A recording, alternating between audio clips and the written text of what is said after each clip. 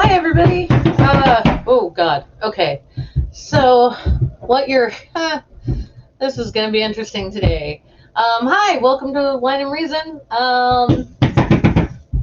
The reasons to avoid New Year's Eve parties edition. There's a team of folks working on my roof right now. So, if you hear loud bangs like that, people shouting and a loud motor, that's what's happening, and I have no control over it. So, if seems like I'm. Oh my God. If it seems like I'm screaming at you, it's because I am, because I really want to. I'm hoping you can hear me over all of this nonsense. I may or may not jump around like that, like I just did, like a long-tailed cat in a room full of rocking chairs, because this shit is wearing on my nerves. Like I'm just waiting. Every instinct in my body is saying you should run. There's loud shit happening right over your head. So, whew. Okay, so really quickly, before we get to the point, I want to say hi to the chat, and just recognize everybody who's here, because you're all amazing. Hey, so my wonderful partner, Junk Shop Library, is in the chat. Hey, sweetheart. The Lavender Lady, Diana, is in the chat. Oh my God, this is terrible. I'm so sorry. This may be unwatchable later. Never again. Hey, good to see you as always. A bit of tea in Danish. Hey, darling. Let's see. Critical Triple. Hey, Dave. Hello. Hugs. I said never again. I think if I didn't, I'll say it again. Never again. Robert X. We got Germany in the house. We got Denmark in the house. We got some Americans in the house. It's good. All good stuff. Yay. Yeah, apparently the world can't work itself out, but we're fine here in our chat room. Oh, hey, Godless Sewing. Good to see you, man. Hello. All right. Amiga Nuts. Hey. King of the Shills is here. We're all going to be taken care of. And Kevin Lentini, new friend of the channel. Hey, Kevin. I really enjoyed, Kevin does, if you don't know, he's doing an atheist Bible study, but and I know a lot of us have done this. This is Junk Shop's thing, absolutely. But the cool difference, the nifty thing, I think, if you don't mind me saying, if you do mind me saying, Kevin, type it really quickly, because I'm about to tell everybody what you're doing. On Kevin's channel, he has a friend who is a Christian, and they're reading the Bible together, and they just started in Genesis. So it's really nice. It's really cool because, the Christian guy is a sweetheart, and he's not being weird about it, and Kevin is a sweetheart, and he's not being weird about it and they're laughing together over certain things. And I don't know. I just saw one episode so far. I've only watched one, but it was really good, and I enjoyed it. So.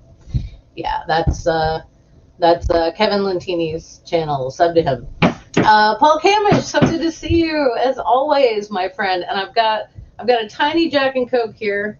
It was very small because it's way too early to be drinking spirits.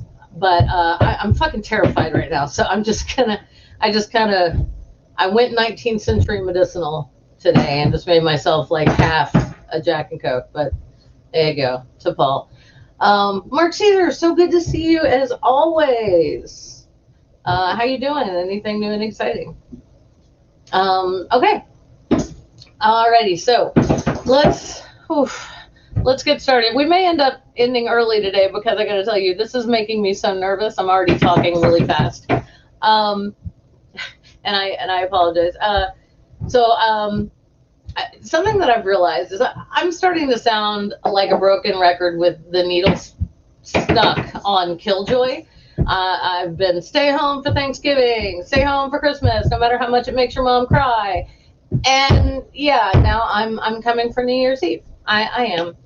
That's right, you heathens and pagans, you atheists and humanists, you materialists and secularists. This is me asking you to stay home for New Year's, which is probably the biggest secular holiday our culture celebrates, so I feel kind of shitty about it. It's a holiday that has no broad, sweeping religious origins that I know of, although for some reason we always had to go to Mass on New Year's Day. I don't know what that was about, but it's not. It's an arbitrary date on the Gregorian calendar, which is itself arbitrary. This is just this is what we picked. So this holiday is also tied to imbibing copious amounts of alcohol. And you'll know the title of this show because I just said it. And also, I like a glass of wine in the evening. Sometimes I like something a wee bit stronger. And about 3 times a year, I like to dress up super femme. So I feel the pain. The assassin of joy inside of me is bringing you right now. I really do. I love New Year's Eve is fun. It's a fun holiday. But I'm going to give you some really good reasons, some scientific ones, some social ones, really good reasons just to stay home. So I'm going to give you some sources, and we're going to Leslie Knope going to New Year's Eve parties with a pros and cons list that I thoughtfully prepared in a color-coded Word document. So yeah, let's do that. So let's go with the cons first. I know we normally do pros first, but fuck it, we're doing cons first. Cons, COVID-19, drunk drivers, COVID-19, ridiculously overpriced drinks, COVID-19, public vomiting, COVID-19, public urination, COVID-19, drunk people firing guns into the air. If this is not common where you are, it's really super common where we are. And of course, COVID-19. The pros for attending a New Year's Eve party this year. There aren't any. Stay the fuck home. Okay? Just stay the fuck home. So yeah, I guess we're done. Remember, no, wait, I have reasons. I have reasons and I have sources. So my first source is a listicle, which is a word, I'm not sure how I feel about it yet, but it's those online articles with a bunch of annoying advertisement pop-ups in the middle, and it's a list like 10 ways to do a better business meeting, or 5 things you should know before you date someone, or it's all shit. Some of them are more helpful than others. This one's kind of helpful. So my first source is a listicle written years before the pandemic, detailing 5 reasons why New Year's Eve parties suck and have been dangerous for decades. The main thesis here is because New Year's Eve is tied to copious alcohol consumption. It's basically just amateur hour all over the place out there. It's a very dangerous holiday to celebrate in public, for that very reason, because it's tied to alcohol consumption and because it's, people getting drunk in public is rarely a good thing. So I've pulled and all of the link should be in the description. I say that every time. Y'all let me know if that's never the case, if that's ever not the case. Anyway, so the title of this article is 5 Reasons Going Out on New Year's Eve is the Worst. And it's by Casey Dolan, and it was written December 30th, or published rather, December 30th, 2016. And if you look up this article, it's got a really hilarious, it's got some really great like vintage New Year's pictures that are of people passed out that are kind of funny. So the article states New Year's Eve is garbage. It actually states New Year's Even, EVEN is garbage, but again, it's a listicle published online. I don't know that these people who do these things, I don't know how great they're. Some of them proofread better than others, is what I mean to say there. Okay. There is a lot of peer pressure. The article points out to go to parties and events, and movies make it look cool. So it means you have to go out, right? And quote, fuck no, end quote. You do not have to go out. It's fine.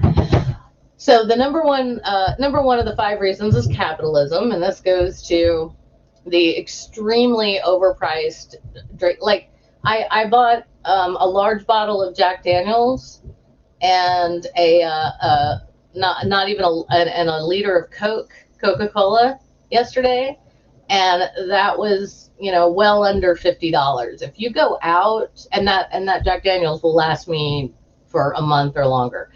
If you go out, you're gonna run up a $50 bar tab like super fast.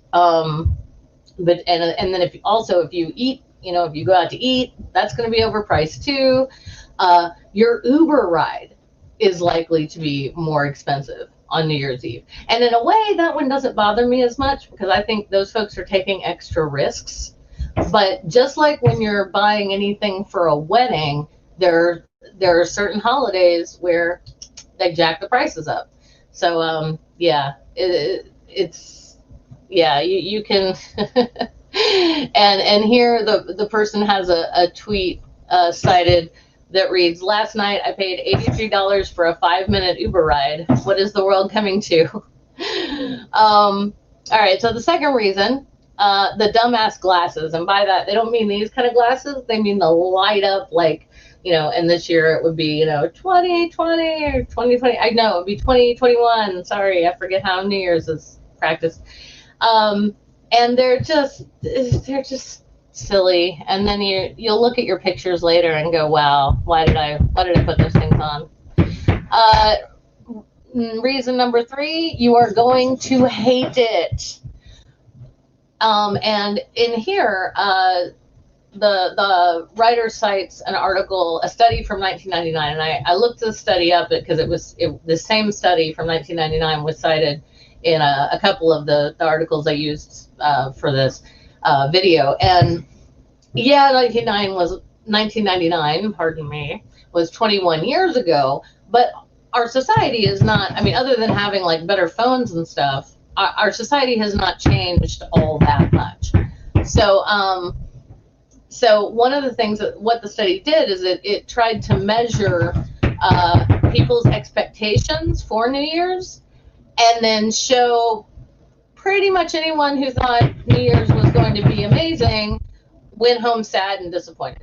And there were degrees of the sadness and disappointment, and we'll get to those in another source. Number 4, the dumbass hats. You know what I mean? Like the Happy New Year's cone hats, like it's a year's birthday or something, or the the weird like plastic top hats, or they're just with glitter. I mean, maybe I'm being a bit of a Grinch would be the wrong word, but I just don't see. I mean, they're kind of festive, but maybe it's just me. And the 5th, and I think most important reason to not go to New Year's Eve parties is drunks. All right, I've seen fights. I've seen broken glass as I'm attempting to leave a parking lot, and drunk drivers are absolutely just all over the roads, and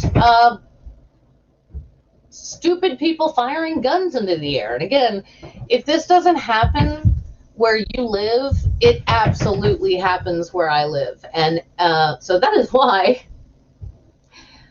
frankly, going out for New Year's is not something that Junk Shop and I have ever done. I think for as long as we've been together, I'll tell y'all what we do anyway.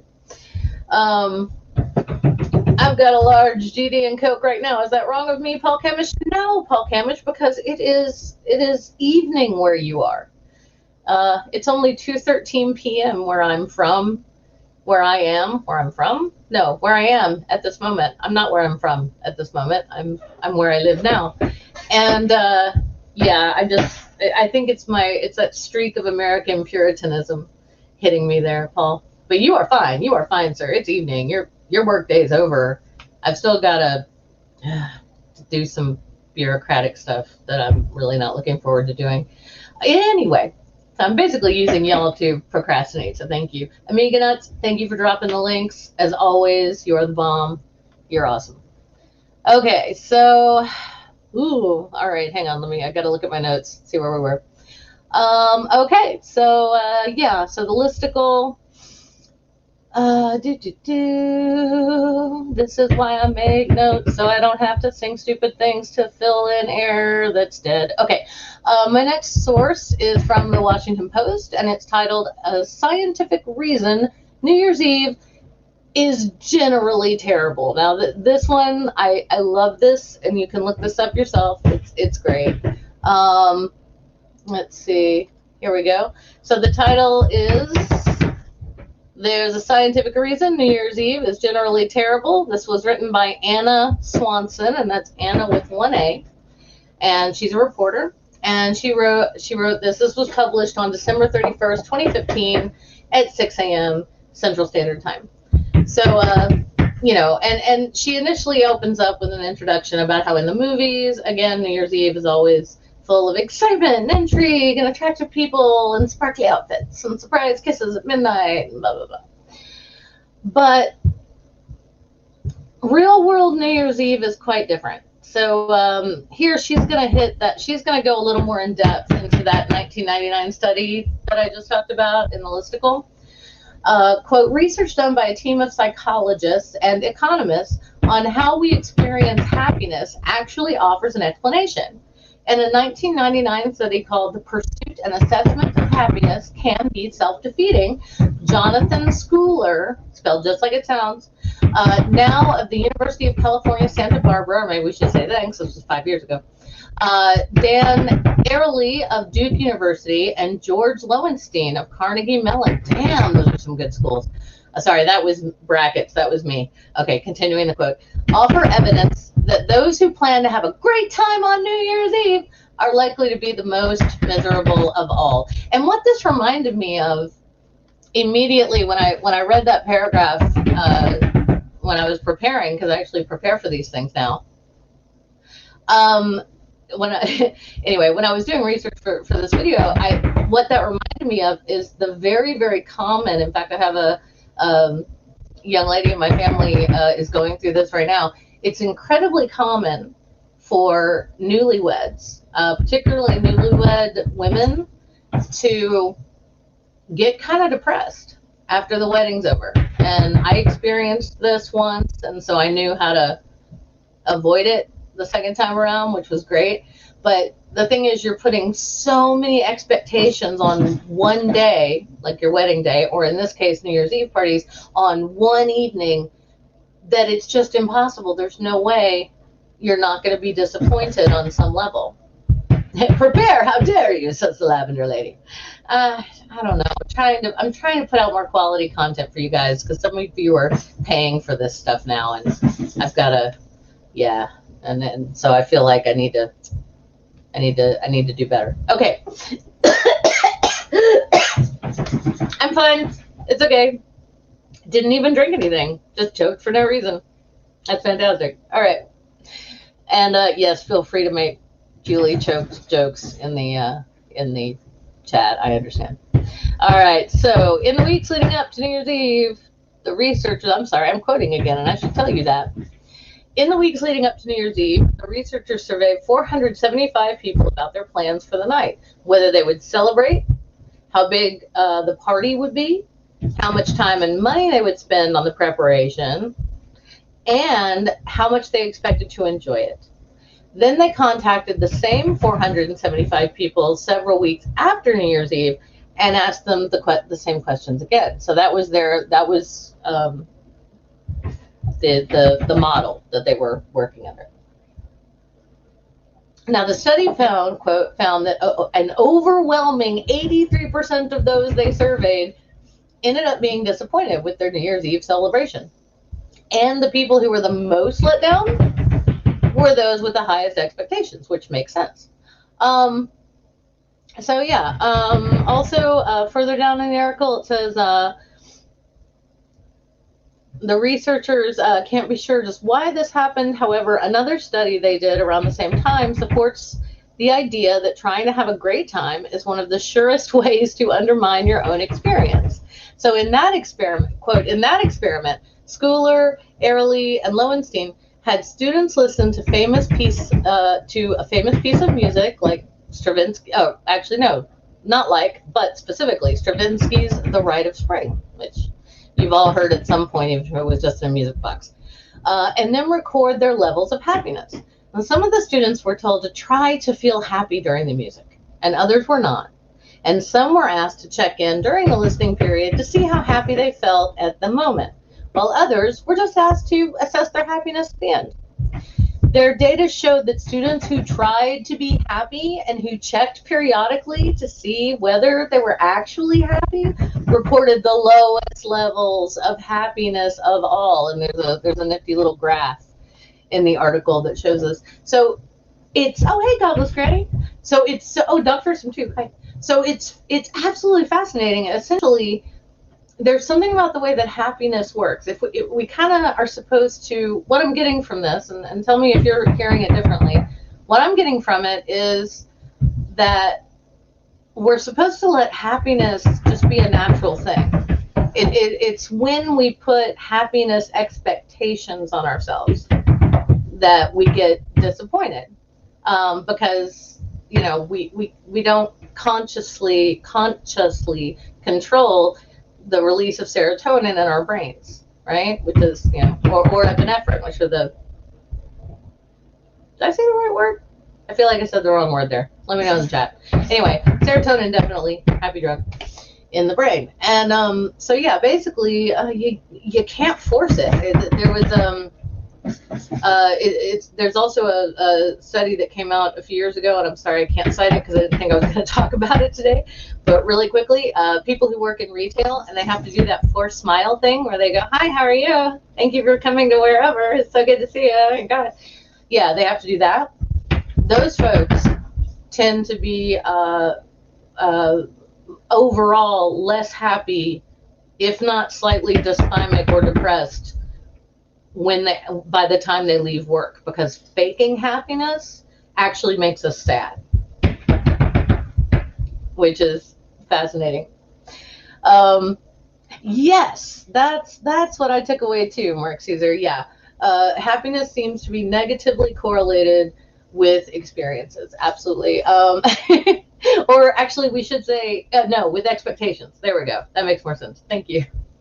Yeah, with expectations. I read that wrong. Mark Caesar wrote it correctly.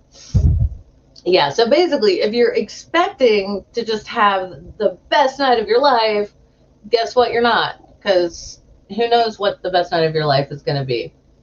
That's usually something you realize after the fact, like, oh, that was really amazing. All right. So let's take a look at. Okay, so the next one, a little closer to home. Memphis has canceled its annual New Year's Eve on Beale Street celebration, and honestly, I could not be more thrilled, because that is a whole street downtown of nothing but bars and souvenir shops. It's where you take tourists if they come here, if you can hopefully get out, unless you can get out of going to Graceland. You may end up having to take them both places. Sorry if there are any huge Elvis fans in the thing, but when you live in Memphis, it gets a little old after a while. Hey, Wild Eden. So yeah, so they're shutting it down, which is great. They're not going to have it because it's hundreds and hundreds and hundreds and hundreds of people pack that one little street downtown, and it would just be unconscionable to have that during a global pandemic, to have that celebration. And in other news, let's see. Yeah, the same thing is true for New York in Times Square, which is interesting. Times Square will be closed to the public this New Year's Eve for the first time in my living memory. I don't know. We will still be able, for those of us, like, and this is something that Junk Shop and I sometimes do, not always, but sometimes we'll check in on the Times Square stuff, and because it's pretty and cool. And they are going to still do like the ball drop, and they're going to have some virtual events. And there's a website linked in the description, or you can just Google like Times Square New Year's Eve 2021, because that's how I found it. So it's like one of the first things to pop up. So they are doing virtual stuff, but they're not getting together physically, which is great, because that's thousands of people packed into Times Square in New York City. And it's kind of a fascinating, the whole Times Square New Year's thing. It's interesting because it happens in one city in our rather big country, and yet it's kind of a tradition for most people, or a lot of people, a lot of Americans watch the ball drop at midnight. In Times Square. I don't know. I don't know. It's kind of cool. All right. Let's see what else. What else? Oh yeah, New Year's Eve and last. I just gotta drive this home again, y'all. I'm sorry. New Year's Eve parties and drunk driving.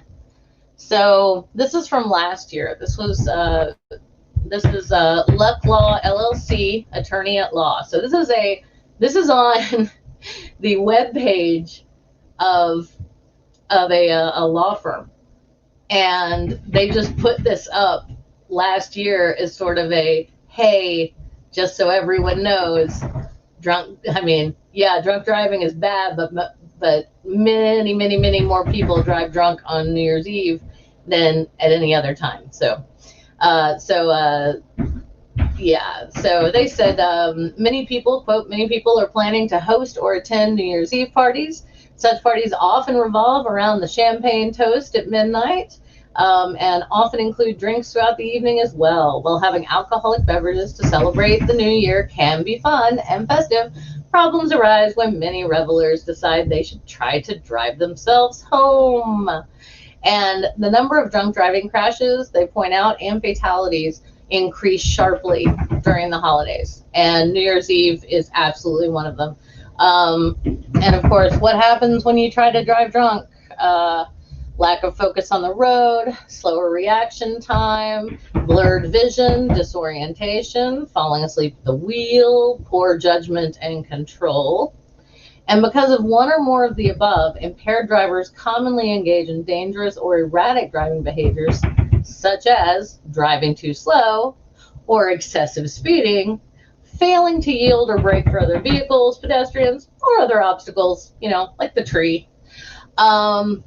Driving the wrong way on a one-way road. I have seen this happen. It's terrifying. And swerving in and out of a lane. Jesus, I see that at 4 o'clock on a Tuesday in my town. Yeah, so there's a lot of liability for drunk driving. I don't think I need to tell anybody in this chat not to drive drunk. I think we've all been around long enough to know that that's a bad idea. I will tell you that it can be easy. It can be. What am I trying to say? Okay, I'm sorry. I am Mark Caesar. I have to tell you the story because that's how my brain works. So what happened was a girlfriend of mine had a bachelorette party at a bowling alley.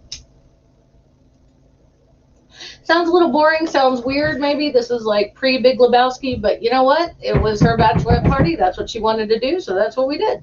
And it was a lot of fun. So we're having the bachelorette party, and it's a bowling alley. So and it's a bowling alley that does not have a full bar. They just serve pitchers of beer. And I'm not a beer drinker. I don't like it. I've tried. I can choke down a Guinness if necessary, like just to be social or whatever, but I'll just have the one. I don't really want. It's like drinking beer for me. It feels like eating a loaf of bread, but I'd just rather have some bread, if that makes any sense. It's not. I don't like it. I don't know. Anyway, personal thing. If you like beer, no worries. But so, however, it was a bachelorette party, and there were just pitchers of beer appearing, and it was this like, girly light beer or whatever. And I was like, oh yeah, I can drink a couple of those. That's fine. But I don't drink beer normally. See, I know what wine does to me.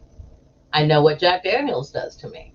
I know exactly how long it takes me to get sober after 2 glasses of wine or after 2 cocktails. I know what a martini does to me.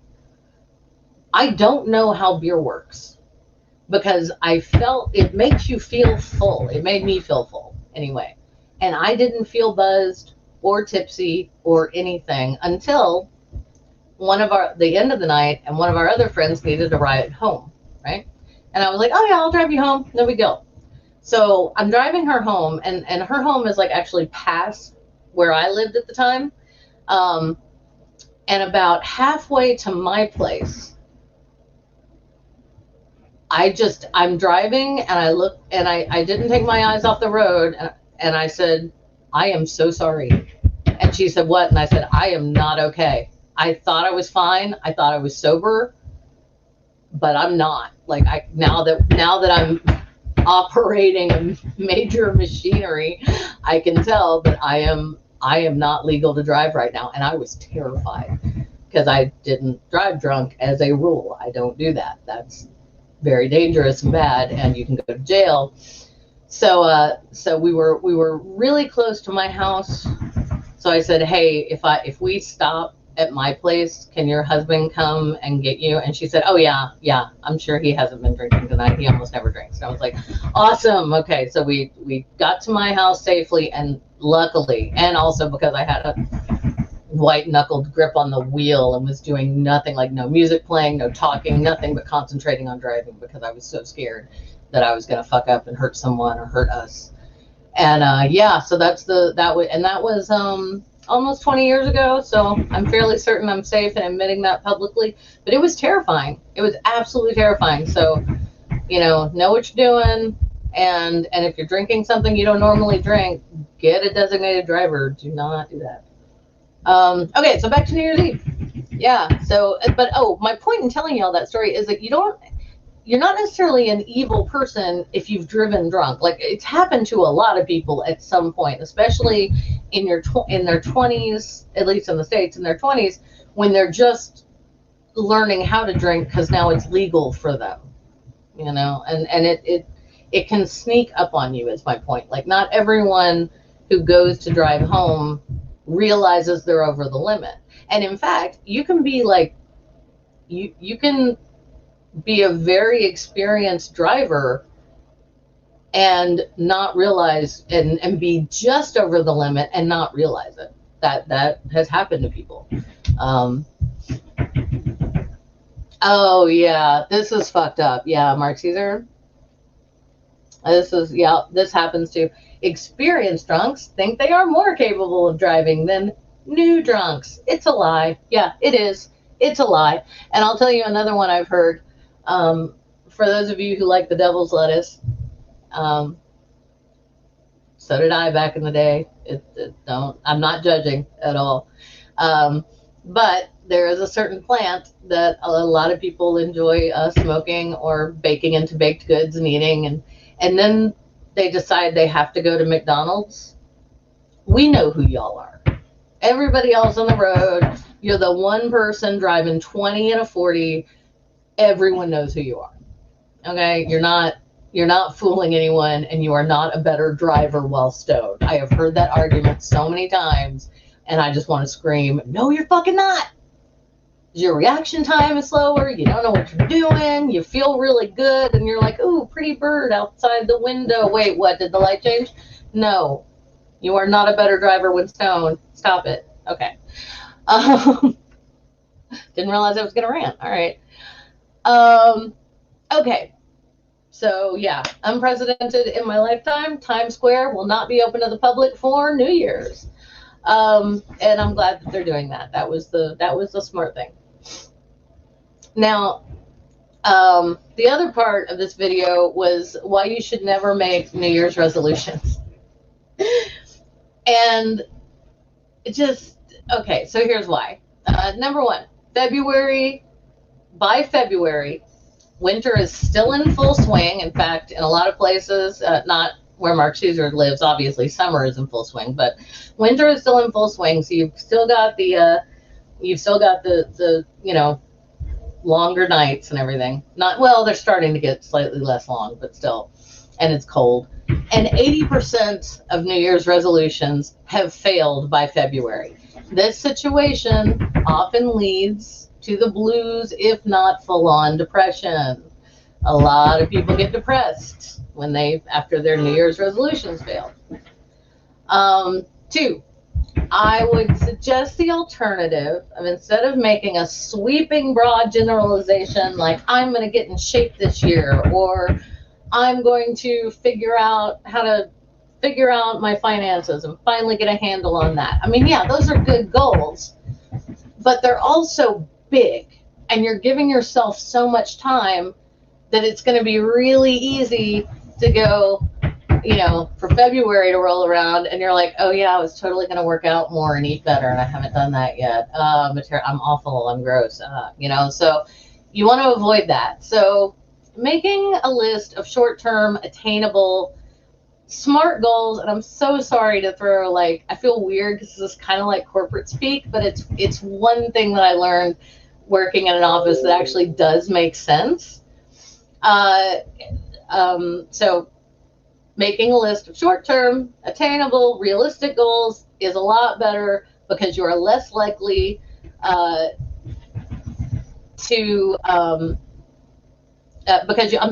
you are more likely to succeed at those than if you make a sweeping resolution to alter your whole lifestyle. You know, like I'm going vegan now. That can be, you know, maybe try and make it a step-by-step thing. So SMART, S-M-A-R-T, is an anagram that stands for specific, manageable, attainable, relevant, and timely. And you can make SMART goals daily, weekly, monthly, or quarterly. Just, you know, things that you know you can get done within a certain amount of time. And that is a really nice, you know, and it's easier to achieve your goals when they're short-term and achievable, and it makes you feel great. I mean, I've put stuff on, I've added a thing to a to-do list that I already did just so I had something else to cross off. That was, I've done that and I will continue to do that because I like it. I'm sorry, I'm reading some stuff in the chat. Doc Fearsome is, this is great. Okay. I thought that's what you were saying. Okay. Years ago, I made the ultimate New Year's resolution. I resolved to never make another New Year's resolution again. And for just as many years, I've been successful. Well done, Doc. Yeah, I agree. I don't know. Hey, Micro Raptor, if you're in here, I didn't see you. I'm sorry. Yeah, I just find them worse than not helpful. Like, not only are New Year's resolutions not helpful, they're not good for the mental health because, you know, by the time February rolls around and I haven't lost 10 pounds or whatever the fuck it was that I was trying to do, I feel like I just, it just kills my self-esteem and I get really sad and sometimes get full on depressed. So yeah, it is essential. It is essential to set goals. I agree. Nope, haven't changed any settings. They're just being slightly less right over my head right now, which is nice. I'm a little less terrified. Yeah, it is essential to set goals. They give you something to aim for. Absolutely. Mark Caesar, I completely agree. I just think that it's best if they're, you know, short-term and attainable. You know, things you can do. I prefer short-term goals to long-term goals. Hello, Microraptor. Aha. All right. So, but, you know, in terms of setting goals, there are long-term goals that we do set in our lives. I just realized, because Mark Caesar just got me thinking, thank you.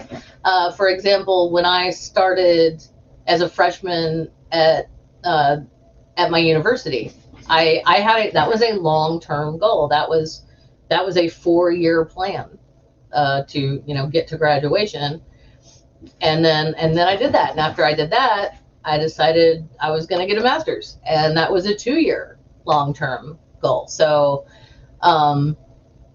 yeah, it's long-term goals are good as well, for sure. Okay. Get to a junk shop, get the lady a refill. There's no more Coca-Cola, honey. So if you do get me a refill, I need it on the rocks, please. You don't have to get me a refill though. It's okay. Okay, so where are we now? Oh yeah. Okay, so confession time. Junk shop and I never go out on New Year's. We never do. I know I was just talking about like those moments during the holidays when I like to wear a little black cocktail dress and look super cute and femme, and it does happen a couple of times a year. But when I do that, it's usually a holiday party. I'm sorry, I mean like Christmas, Festivus, winter pagan solstice kind of party. It's not a New Year's party. And the reason we don't go out for New Year's is because of everything I just described. All of this happens in our town. Tons of drunk drivers. There are sobriety checkpoints all over town, which is fine, but it slows down traffic. And also the people shooting freaking guns into the air. Drunk people shooting guns. The thing is that they don't think about is those bullets come back down, and it's not often that they. Oh my gosh, I can't. Thank you. Oh, thanks, Mark. And thank you, honey. Okay, so yeah, the bullets come back down is the thing, and every year, wherever you live, if there's a holiday where people traditionally fire guns in the air, there are deaths. Deaths happen because those bullets come back down. It may arc weird, it may take a while, and they'll probably never figure out from whence the shot came. But so we don't leave the house. Let's check this out. Hang on. Got bourbon advice here. I actually have Tennessee whiskey. I've got Jack right now, but try drinking bourbon this way. Mix it half and half with room temperature water. It allows you to appreciate the nuances of the bourbon. Oh, you know what? You're right, because I had some pretty decent bourbon and it was burning just a little, and I cut it with just a little bit of water, and it was like my nose opened up, and that sounds weird, but I could absolutely appreciate the flavor of the bourbon more. It made me think of like a wine that you need to let breathe before you drink it. That's what I immediately thought of, like oh, this would be good in a decanter or something. But yeah, it was nice. Oh yeah, that's a good question, Paul. For junk shop that I should not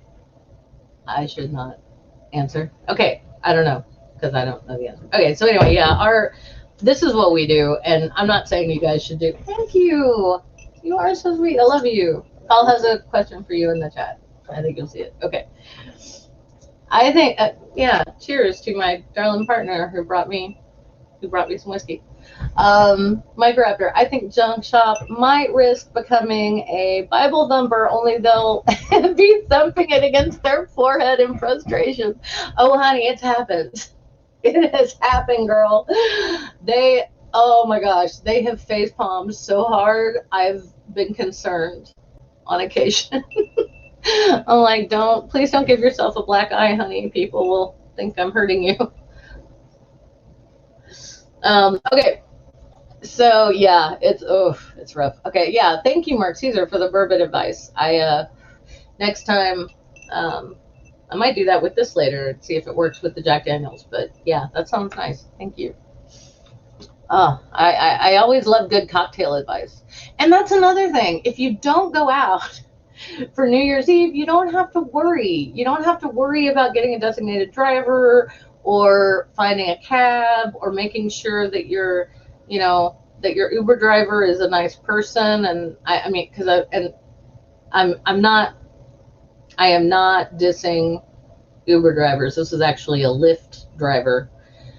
But a friend of mine did have kind of a scary experience once where she was the only person in the Lyft, and the guy tried to get handsy, and I'm putting this mildly, and she literally like dove out of the car while it was still running, in high heels, because that's how we do it.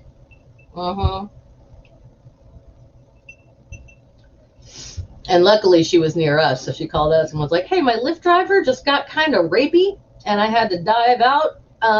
Can you guys come get me? And we were like, yep, where are you? I'm coming right now. So yeah, but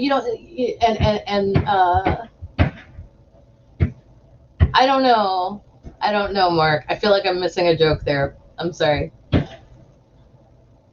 Oh, you're a scotch drinker. Yeah, don't adulterate your scotch with water. Don't do that. No, we were talking whiskey or bourbon, Lavender Lady, but no, when it comes to scotch, no, you leave it as the good Lord intended. who does not exist, but you leave it as the distillery intended, because Scotch is, well, Scotch is my present to myself. Every year I get one nice bottle of Scotch that I normally cannot afford, and that is my Christmas present to myself, and I make that shit last as long as I can. I will sip on a Scotch all night and just be in heaven. I like the peaty, smoky Scotches. Okay. All right. Looks like Paul Chemish and Junk Shop have a plan. That's fantastic. Microraptor. Last New Year's was me cat sitting for my brother, so it was me and the world's cuddliest cat. Oh, that's a nice way to spend New Year's. I like it. Okay, I'm not sure how far I got into that sentence before I got distracted by other alcohol-related things in the chat, but another alcohol-related thing is if you stay home for New Year's, you can just, you can drink. You don't have to worry about a designated driver. You don't have to worry about anything. Oh, and then I went off on the story about the Lyft driver. Yeah. And by the way, I'm not dissing all of Lyft. I'm not dissing anything like that. A lot of hardworking, good people. This guy, aberration. Okay? Not, and I don't, if I knew his name, I wouldn't say it because I'm not sure how that works, but legally. But yeah, this is the only story like that I've heard from a reliable sources and someone I know directly who would have no reason to, make that shit up and wouldn't want to. Okay. Oh, here we go.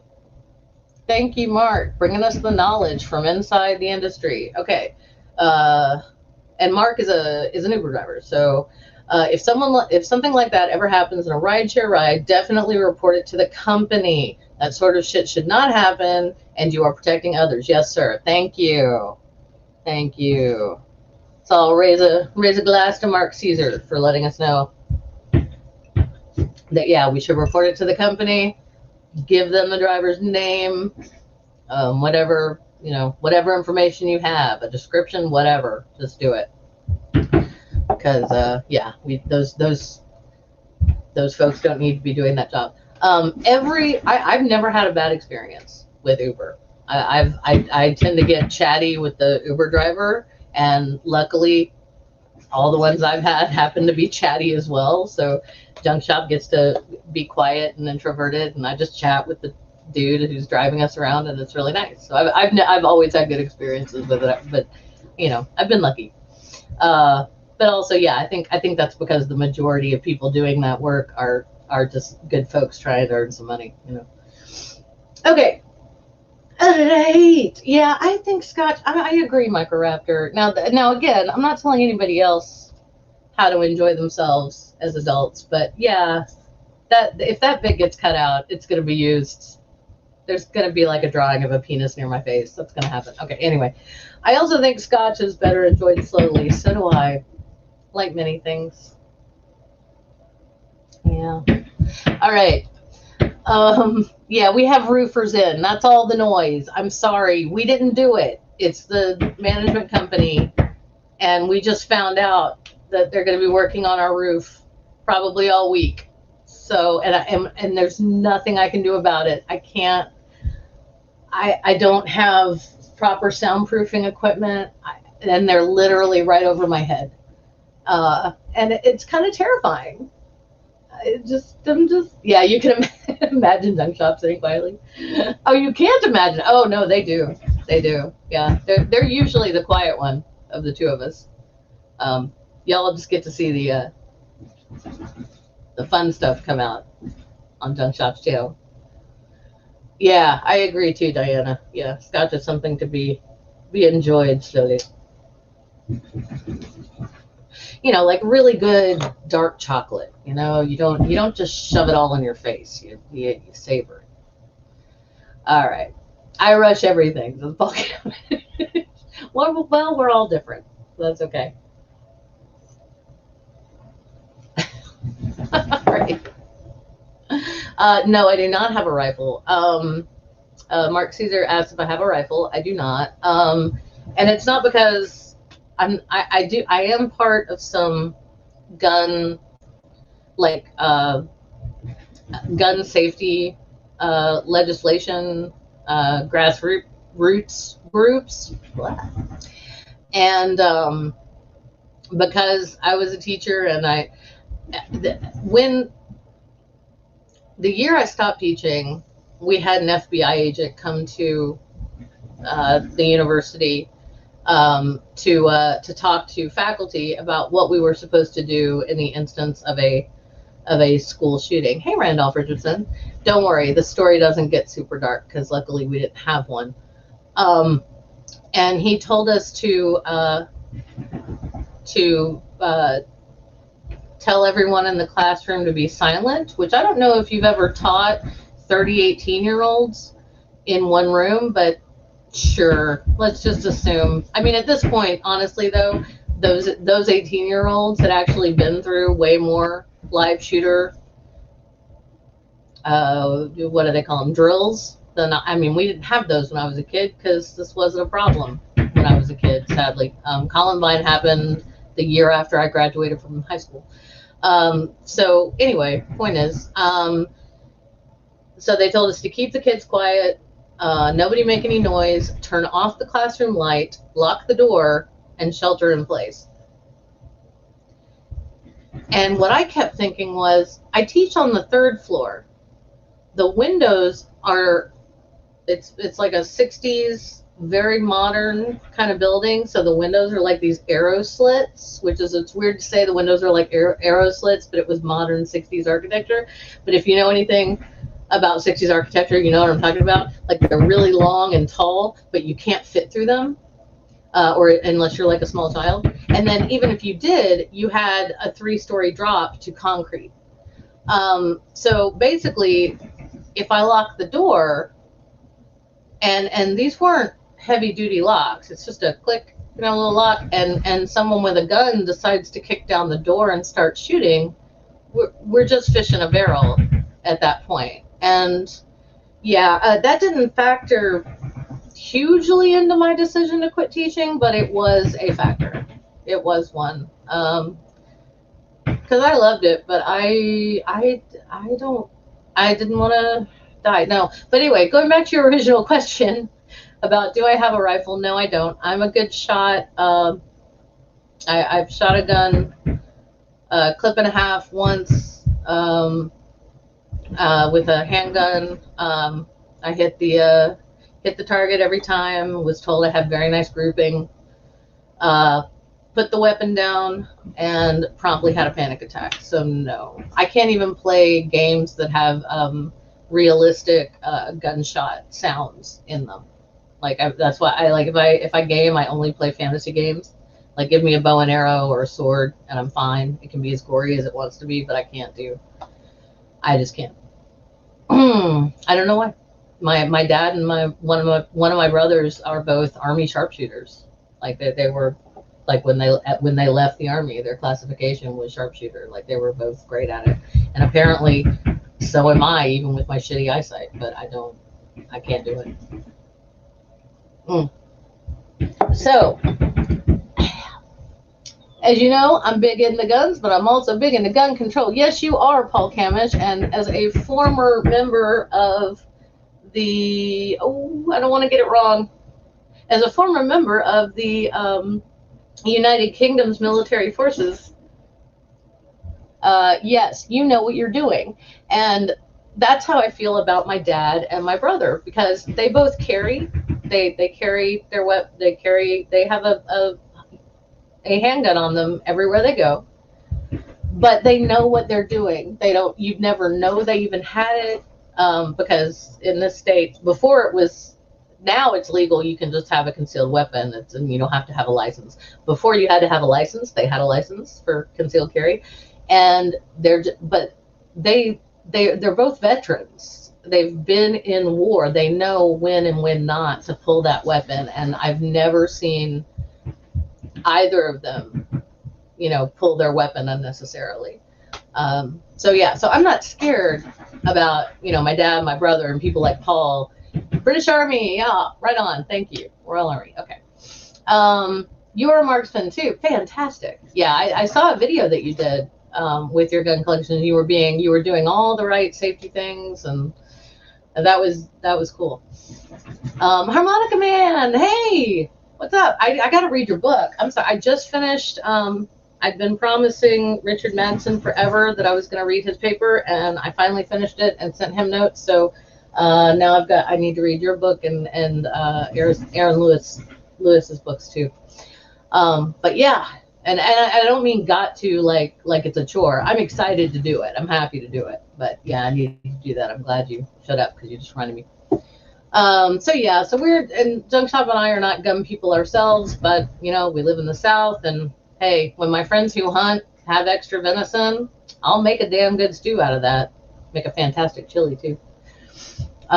Because we have to control the deer population down here, or the poor things starve to death, and that's not cool.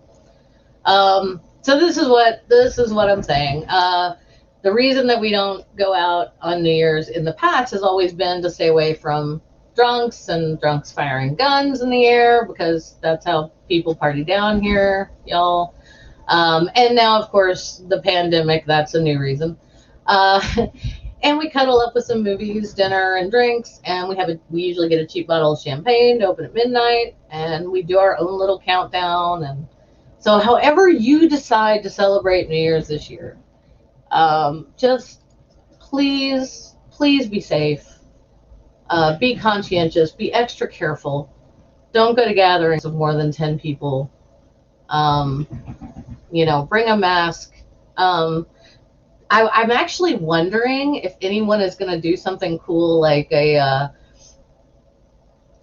socially. You'd have to have a pretty big space for this, so it's probably not going to happen anywhere where it's cold on New Year's Eve. But I'm wondering if like people in Australia might do, it'd be really cool to have like a backyard, like socially distanced party where everybody got decorated their masks, and it was kind of like a masquerade mask party, but like COVID mask instead of the eye mask. I don't know. That would be cool. That's the only thing I've thought of that I could be there for that. But here it's going to be, I mean, even though it's not that cold here, it's going to be too cold on New Year's Eve to do an outdoor thing. But if you're in the Southern Hemisphere, y'all could rock some cool parties safely, I think. I want to get in on the sword conversation, but we are coming up to the top of the hour, and all this background stuff is noisy. Hey, Ox. Yeah, I'm right there with you, Ox. I can't hunt either. And it's weird. I've got this weird rationalization that I use with myself, because part of me feels like, hey, if you can't kill it, you have no business eating it, right? But then when it comes to in terms of deer hunting, again, it is a fact here that just happens to be where I live, that we have a lot of deer, like right outside of the city. Like you get into the suburbs and there are herds of deer, because there's still a lot of land that's just been left alone, which is good. But so yeah, I have friends who hunt. I have friends who own land that they hunt on, and just sometimes they end up with more meat than even their deep freezer can handle. And so they'll call me up and be like, hey, Tony got $2 this year. Like, well, you want some? And I'm like, yes, please, thank you, because meat is expensive. And at least then it's not going to waste. I don't know.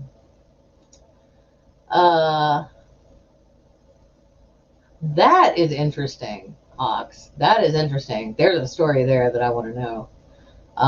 Sometime let's send me a DM about that if you feel okay doing that.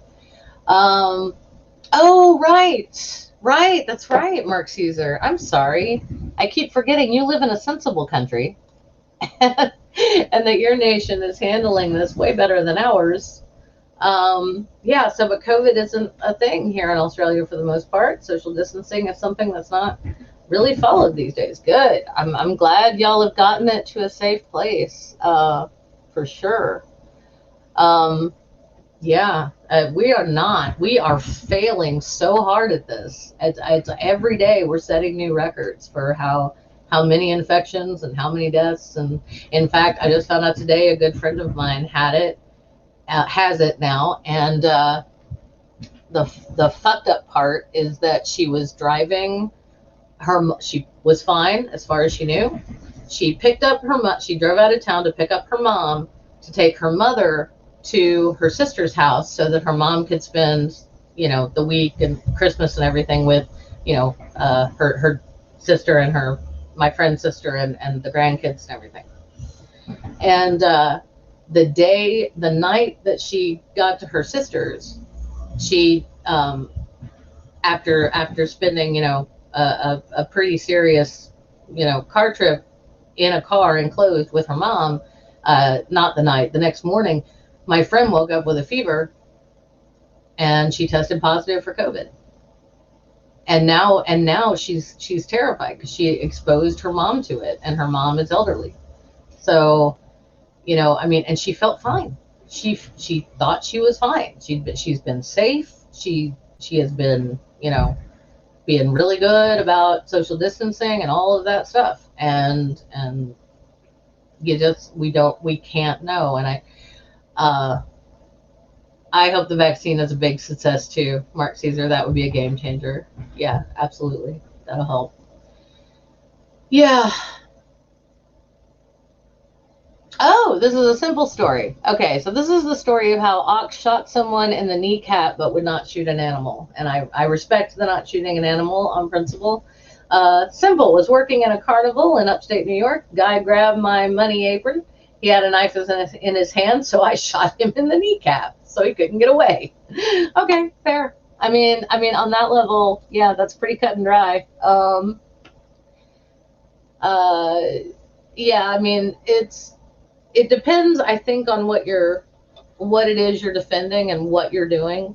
But yeah, I was always taught I admire marksmanship, Ox, for sure. And I admire that you were able to get the petty thief, caught without killing him. That's awesome. But I was always taught, in terms of gun safety, you never point a gun at anything that you don't intend to shoot, anything or anyone. And you always, you don't point a gun at anyone or anything unless you're willing to kill them, because things happen. There are people who are trained incredibly well and can do the whole shoot someone in the leg or whatever without killing them, and then there's the rest of us where it's like, okay, well, if I'm firing a gun at someone, it might hit a vital organ. I don't know. I am not that good at that. Just as a point of interest, says Mark Caesar, it is far safer to have all four windows cracked a few inches in the car. The airflow won't allow most transferal of any diseases. Nice. That is good to know. Thank you, sir. Lavender Lady says, trouble is, there's a new strain showing up. Oh, new strain of the virus showing up in Southeast England. Oh, fuck. Last I heard, and I have not been following the news as closely as I should be, and I apologize for that, because honestly, just some days it's just too rough. But last I heard, we'd identified 8 strains, and that 8th one is the one that was decimating mink populations, at mink farms where they raise mink so that they can skin them later and sell coats to rich people. And they had to kill all of the minks. This might finally be the end of at least the mink fur trade.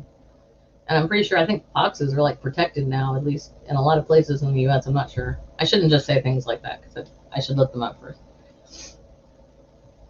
Oh yeah, Mark Caesar says, I have a bit of experience with bad knees. I am horrified by the thought of being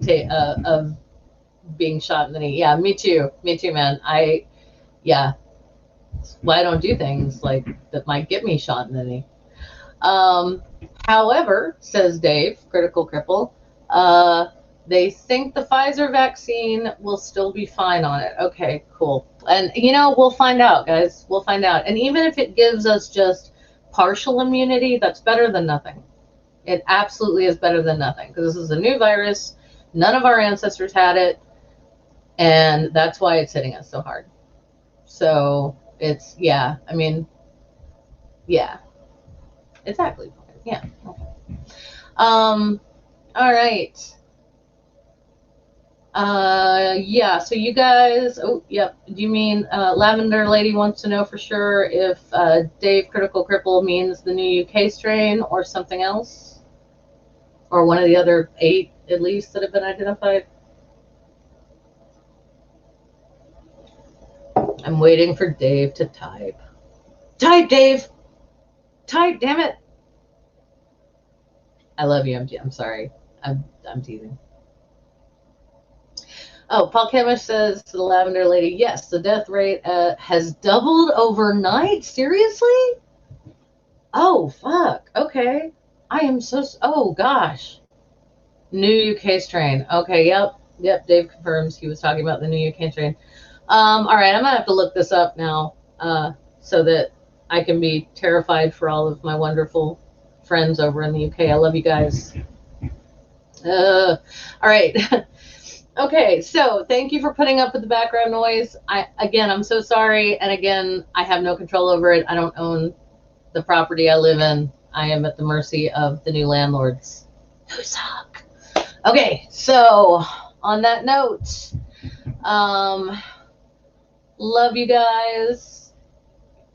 Yeah, I'm so sick of the sickness too, Harmonica Man. I cannot get down with the sickness at this point at all. Love you guys, and have a great week. Stay safe. Be careful. And hey, if I don't see you before then, I think I will see some of you before then. I know I've got some things coming up, and I need to check my calendar. But definitely, those of you. Oh, I need to thank my patrons. That's important. Those of you who are patrons, we've got tomorrow night at 7 p.m. Central Standard Time, 8 p.m. Eastern Standard Time. Of course, that's U.S. time, and it's way too late for everybody else. Sorry. We've got evenings with patrons tomorrow. Deepest thanks to The Lone Wanderer, A Bit of Tea in Danish, The Bold Captain Kimothy, Mark Caesar, Santi the Sane, Microraptor, and Ox. Thank you all so much for keeping this channel going during a really difficult time, and I truly appreciate it. So evenings with patrons is tomorrow for patrons, and Sunday brunch with patrons, of course, is on Sunday. Also, I think there's some other stuff happening soon, and Junk Shop and I are in the Christmas Day rotation, where we're all going to just run through our little community and hop from stream to stream to stream. And Purple Rhymes with Orange, just setting that up along with some other folks. And I'm sorry, I'm not thinking of exactly who they are yet, my bad. Yeah, so we're going to be doing that. So we'll be here to keep each other company in our lonely COVID Christmas. To those of you who are missing your loved ones, and I know we got some folks in who can't see their adult children, and that's heartbreaking, and it's heartbreaking for my mom. Just big hugs to all of you, and I am, this too shall pass, right? Just because it has to. The one thing we can count on is change. Higher Giddy! All right. I love you guys. Take care. Be safe. Okay? And remember, you can't find truth in wine or whiskey, but you can find it in reason.